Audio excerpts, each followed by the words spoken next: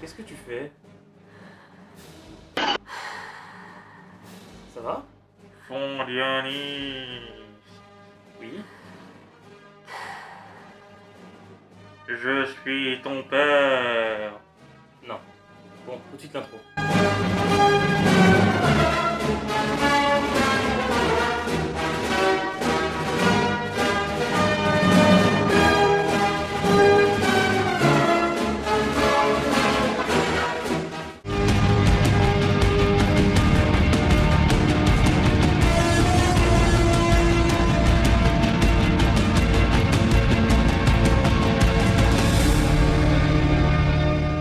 Et donc nous revoilà après avoir vu les bandes annonces de ce fameux Star Wars Rogue One, qui a beaucoup de choses à dire, je pense, hein. Et on va commencer par les graphismes. Bah déjà, il semble très prometteur sur les graphismes.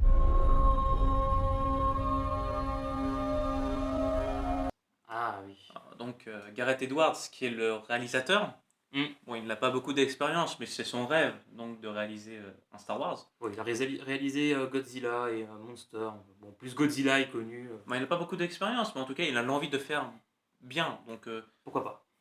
ça peut être intéressant. Puis même, comme c'est un fan, il va forcément avoir un point de vue spécifique, donc de fan. Donc, il va vouloir faire bien. Voilà. Mais donc sur les graphismes, en fait, il s'attache à utiliser le moins possible de fond vert.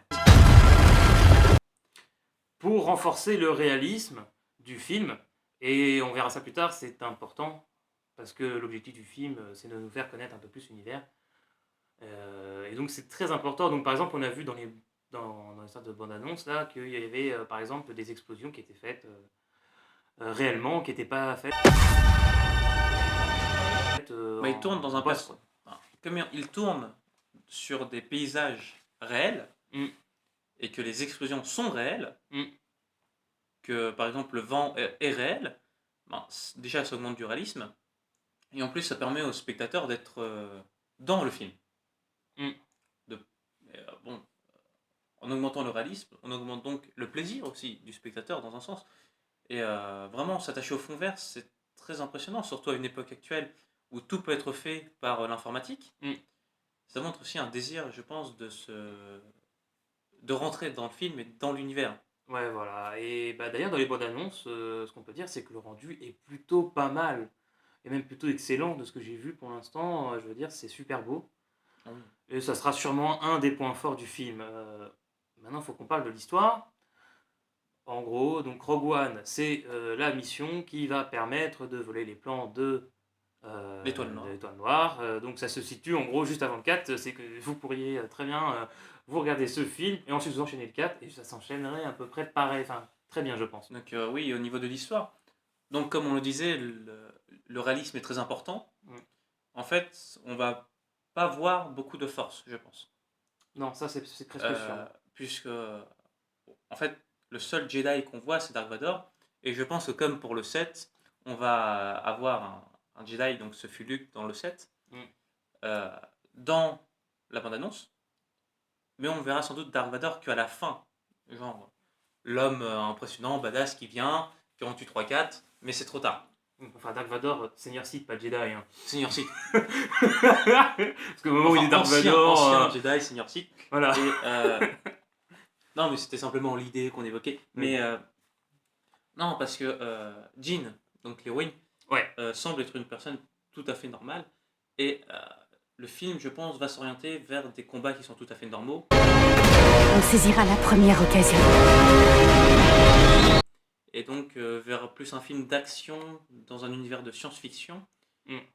qu'autre chose. Voilà, on va enlever les sabres laser, l'utilisation de la force, sauf par Dark Vador, qui arrivera, à mon avis, et je pense que c'est très probable, à la fin du film, dans le dernier quart, on commencera à voir Dark Vador.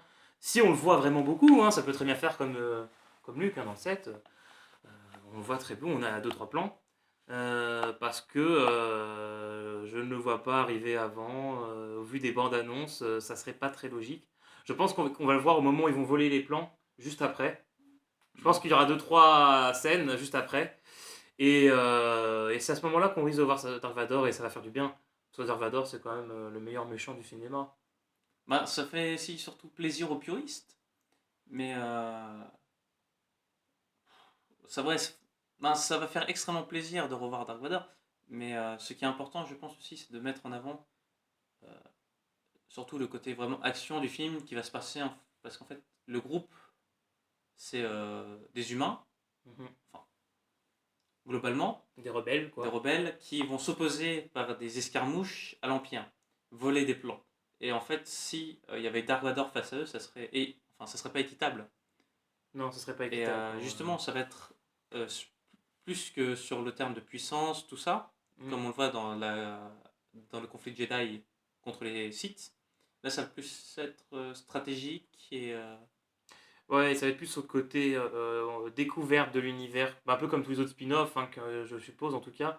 Mais ouais, donc on va essayer de découvrir plus l'univers que la Force. Et donc on va pas en entendre enfin, on va en entendre parler. On va pas la voir, on va pas la voir en action autrement que par, je pense, Dark Vador. il va y avoir l'idée de force, puisque que Jean, l'héroïne, dit à un moment dans la bande-annonce que la force soit avec nous. May the Force be with us. Voilà. Mais non, c'est un petit peu comme si vous ou nous, on se retrouvait il y a très très longtemps dans une galaxie très loin. lointaine et qu'on se retrouvait donc du côté soit des rebelles, soit des Stormtroopers et qu'en fait on avait juste un pistolet laser avec nous ou un blaster et qu'en fait on se retrouvait Et qu'on se retrouvait, c'est un peu dans un soldat. univers. En fait, on va croire à la force parce on peut la voir ou d'autres choses, mais on ne peut pas la contrôler. Voilà, et ça va être ça toute l'histoire, je pense. Tout ça, ça va tourner autour de cet objectif, d'où l'importance du réalisme.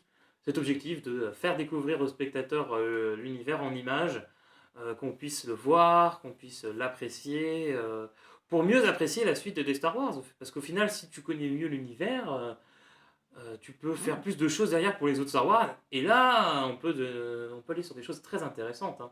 Notamment sur Star Wars 8, tu pourras aller tout de suite sur des choses intéressantes. Mais ce qui est aussi très intéressant, c'est qu'en fait, là, il va y avoir 3 spin-offs Ouais. qui vont être en fait entre les 7, 8, 9. Et en fait, les 3 spin-offs, donc il y en a un sur donc celui Rogue One, Voilà. qui est sur le moment où ils prennent et qui volent les plans. Il va y en avoir un sur Han Solo et un autre sur Boba Fett. Voilà. Et en fait, donc, ce sont des personnages qui sont humains, globalement. Enfin, ils le sont. Oui. Et qui ne possèdent pas la force. Han Solo n'a pas la force. Et au moment où il rencontre Luke dans le 4, justement, il ne croit pas à la force. Ouais, donc on va voir tout ça ça va être la même idée. Ça va détacher Star Wars de ce côté élu, tout ça en fait. Ouais, ça va faire des héros normaux. Et ouais, c'est ça en fait. C'est exactement ça, et voilà, je crois qu'on a fait le tour, hein. Malheureusement, ouais. Déjà, je pense. S'il a rappelé qu'étant donné que ce sont des spin-offs, ils doivent se détacher donc de l'histoire principale. Et c'est pour cela qu'il n'y aura pas le fameux générique du début à l'écriture jaune dans l'espace. Ouais, c'est normal aussi, comme il se détache de l'histoire principale. C'est logique, c'est comme c'est un 3,5. Ils auraient pu le mettre, mais c'est logique. C'est logique. C'est logique en soi, c'est logique. Moi, je sais qu'il y en a beaucoup qui vont pas être contents, hein, qui ne le sont pas déjà, mais bon, bref, c'est pas grave. En tout cas, je pense que tout le monde aura ses réponses le 14 décembre. On y sera. Surtout, je pense, les producteurs qui feront un énorme succès au box-office. Ouais. Et parce que c'est un film qui est extrêmement attendu. Ouais. C'est un Star Wars, quand même. C'est extrêmement attendu. Bon, ben moi en tout cas, après avoir vu ces bandes annonces, je ne sais pas toi, mais j'ai encore plus envie d'y aller. On va en prendre plein la vue, je sens. Ah, c'est dur là d'attendre encore 2 semaines. Même pas. Bah non, une. Une semaine. Oh là là là là là là. Ah, ça va être trop dur, hein. Ouais, un peu moins d'une semaine même maintenant. Ah là là. Bon, on va vous laisser en attendant. On va se retrouver la semaine prochaine pour la deuxième partie, hein, normalement. J'espère, du moins.